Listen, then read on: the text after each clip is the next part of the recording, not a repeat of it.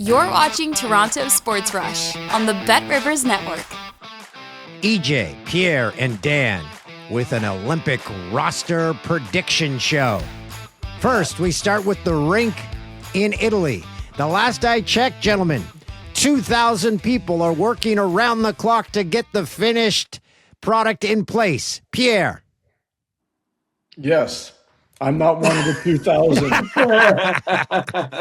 but here's what I'll say is shame on people from the IIHF, shame on people from the organizing committee, and shame on, honestly, people from the National Hockey League and the NHLPA that didn't have their foot on the gas here the entire time. When did they get awarded the Olympics? When did they know NHL players were going to go? How did this thing fall apart? Because somebody went to sleep on the switch. EJ, I did this a lot in life in high school, leaving a project to the last minute, but it didn't have the whole world watching. Yeah, that's true. I remember I got a late notification on your high school English project that you did turn in right at the last second. And I just think I've heard this story before somewhere. I think in Sochi they were having issues and go back. I mean, I'm old enough to remember these other stories. It always seems like with the Olympics, there's some issue with the venue in the lead up. And then years later, you see some kind of news report about the venue is just like nobody's used it in like 30 years and it's dilapidated. So I figure they're going to figure it out and they'll play. But to Pierre's point, I mean, come on, you knew like this shouldn't sneak up on anybody. They know when they're supposed to be ready. So hopefully it'll all go off well. Team Canada will announce their roster on New Year's Eve. Let's start with our locks that you will see no matter what on that roster. Pierre, you first. McDavid, McKinnon, Point, Crosby, Celebrini, Marchand, Reinhart, Marner, Taves, Makar, and that's Devon Taves, Morrissey, Parayko, Sanheim, Doughty, and here's one that I think will be a lock, Tommy Wilson, Sammy Bennett, and Brandon Hagel. I think that will be a line, and I think it will run roughshod over most of the opponents in the tournament.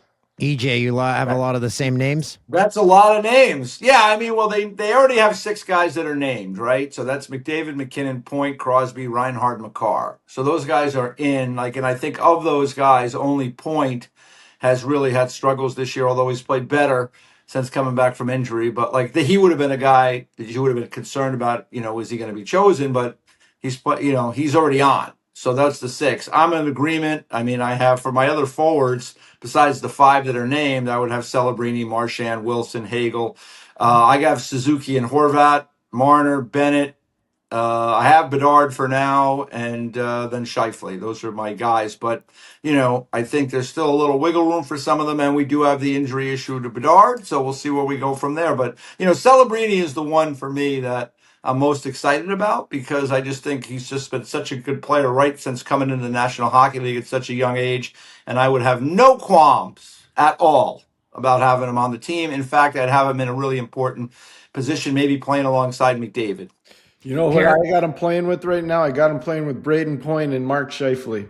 Okay. I put Scheifele over on the left side, Celebrini on the right side, and get him going that way. But to your point, EJ and Dan, I really believe this from Hockey Canada. They learned their lesson in 2006. I know it's almost 20 years ago. Yeah. They didn't put Crosby on the team in 06. It was a major mistake, and you saw what happened with that 06 team. He goes on the 2010 team. He's part of the golden goal from Jerome McGinley, and they brought Drew Doughty as a 20-year-old.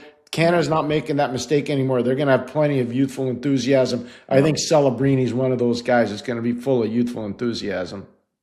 You mentioned Doughty, and I saw some comments from him where I liked the grit and the intensity because he was upset that he's not included on everyone's list. And he's saying, I'm on that team. I've earned my spot. And EJ, you'll like to see that from a guy who has earned his spot. Yeah, it's always meant a lot to Drew. And, this was something that was talked about, for the World Cup, or excuse me, the Four Nations face-off last year, right? There was some talk whether he'd be on the team or not. And then there was injuries and he had been hurt at the start of the year, but he ended up on the team. I just think he's too good a player, to not have there. And I like the idea of maybe having pairing him with Matthew Schaefer, as because I think about Schaefer coming into the league, and he's just barely 18 years of age, and he's been so good. And like at first, you're like, I didn't even want him to be in the league, quite frankly. I thought he should go play college hockey and just kind of develop and grow. But he has turned out to be like just a special player and kind of reminiscent of Doughty when Doughty was 18, in that like the moment was not really too big for him. So, you're going to it's a short tournament. You're only playing what, Pierre? 7 games at most, I think it is. Yep. 6 or 7 games. So we're not talking about playing a 45-game schedule.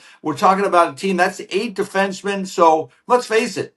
4 of those guys are going to play the lion's share of the minutes, right? So you might not even be getting into 7 and 8, but I like the idea of having Doughty and Schaefer there for different reasons, but having them maybe work together. And, listen, you want to have young players there to help push things forward. And I talked to one of the members of the Team USA committee, and they told me they're like, hey, I would be pushing for more young players, just maybe have even a line of young guys to bring, as Pierre likes to say, youthful enthusiasm to the group, and to kind of throw a scare into opponents. Like those guys can go out, young guys, and just, mix it up and kind of change the momentum of a game. So we'll see what the teams decide to do, but, that would be the way I would go. Here with these prediction lists, Team Canada's coaching staff did the work that they would have had to do to motivate guys for Doughty. It's already done. Yeah. Well, here's the biggest thing about Drew Doughty. The tape doesn't lie. If you go back and watch the tape of the U.S.-Canada game for the gold medal in 2010, Drew Doughty sitting on the bench during a TV timeout singing the songs that are being played in the building, and his teammates are like, you got to be kidding me. Chris Pronger, Dan Boyle, Scott Niedermayer, they're watching this guy 20 years old, and they're saying, this guy's unbelievably calm, and he's really producing. And I think that cemented Drew Doughty, because if you look at it, they go on and win 2 Stanley Cups in LA. He's a huge part of, obviously, 2010, 2014 Olympic gold. He's got to be on the team just for leadership's sake alone. Yeah. He's a really important person when it comes to leadership with this team. Goaltending is the biggest question mark, but I think since we started this discussion, that question mark has faded, and I think we do have our 3 locks. Do we not, Pierre? Well, here's what I think. I don't even know if it's a lock, but I think Binnington, Thompson, and Darcy Kemper. Now, Kemper's hurt right now. I know a lot of people are saying, well, what about Scott Wedgwood in Colorado? I get it. I totally get it. But I'd rather have a guy that's won a Stanley Cup, and Darcy Kemper's won a Stanley Cup. I just don't know where they're going to go with this thing. I don't. Binnington's been very underwhelming this year. He really has been. Yeah, and he played against John Cooper and the Tampa Bay Lightning on Monday night, and was a 4-1 loser in that game. It's back and forth, Pierre, right? Like, what's going on in St. Louis? Are the goaltenders playing poorly, or is the team in front of them playing poorly? I mean, I think it's probably a little bit of both, but the numbers, as you say, the numbers don't lie, and the numbers haven't been good for Binnington. Thompson's numbers have been excellent, and I just saw him the other day as I was calling the Capitals and Red Wings game, and, it just seems like for whatever reason they're not digging Logan Thompson with Team Canada, with either the coaches or the management people there. I think he's going to be on the team. I'd be hard pressed to think they could leave him off with the kind of numbers he's put up, not only this year but the last couple of years. I'll be curious to see how it plays out. I'm like you, Pierre. I think those are the 3 guys they've zeroed in on. Mackenzie Blackwood is another guy that could be in the mix. Can we have the 2 Woods? Can we have? You can have Blackwood, and can we have Wedgwood? You can have whatever you want, but it just seems like Binnington is going to be there based on having won a Stanley Cup in his career and having played well in the 4 Nations face-off. But that's good. Listen, when you look at the roster, right, guys, I mean, they're loaded up front. They got great defensemen. The question will be, in the 4 or 5 minutes that they're in their zone, will they be able to keep the puck out of the net? And, like I said, the funny thing to me is the fact that Thompson, maybe it's the fact that he's a little unorthodox. He catches with the other hand, and, he's had this kind of long shot career playing Canadian university hockey, which is apparently not the path to the National Hockey League usually. So, I don't know what it is, but the numbers would tell me Logan Thompson should be the starter, but I just don't think that, he's going to get that first crack at it. Pierre, do you agree or no? Yeah, I do agree, actually. The big frustration, I think, for everybody with Hockey Canada is that Binnington hasn't had a great year. Now, he's fortunate, to your point, he's won the Stanley Cup in 2019. He won the Four Nations last year with Canada in an overtime game. His general manager in St. Louis, Doug Armstrong, is a general manager for Team Canada. And John Cooper actually likes his compete. So I Yeah. think that gives him a bit of an advantage. It's hard to. I watched that game with Tampa. He was very underwhelming again. Yeah. Playing for Canada is a kind of an interesting thing because you're not going to get a lot of shots. That's right. So you got to be one of those goalies that's focused in and doesn't lose it if you give up a bad goal. But here's what I think about a lot. The '02 Olympics started with Curtis Joseph in Salt Lake City. Yep. He got pulled. Marty Brodeur went in. Yep. The '06 Olympics is a washout for Canada because they picked a bad roster. 2010, Brodeur starts the tournament. That's right. Brodeur gets pulled. In goes Roberto Luongo. Yep. He eventually wins it. 2014 is the only time I've seen Canada win gold where they went with one goalie from start to finish, Carey Price. So they Canada, they rely on one guy, and if he doesn't do it, boom, they pull him. They don't wait. Because of what EJ said before, Dan, short tournament, you better make sure if you start Binnington, you got a guy that you know you can go to that can deliver wins if he gets pulled. Guys, I'm going to give you three names. Flyers. Well, they aren't Philadelphia Flyers, but players that are in the realm, but currently not on anyone's rosters. Is there a world in which Hyman, Barzal, or Tavares find a spot on this roster? EJ. I'm gonna say no. I think Hyman's got a shot just because of the McDavid connection, and there might be thinking within the group that like, hey, we like those two guys together. They're always looking for, guys that have a little simpatico with one another and have a chemistry. So that would be his way in. I don't see Barzell. And I think Tavares has played really well this year, but I just don't see it. And, I looked at it a little bit earlier, and, one of the paths in is maybe, well, he's really good. He's really good face-off guy.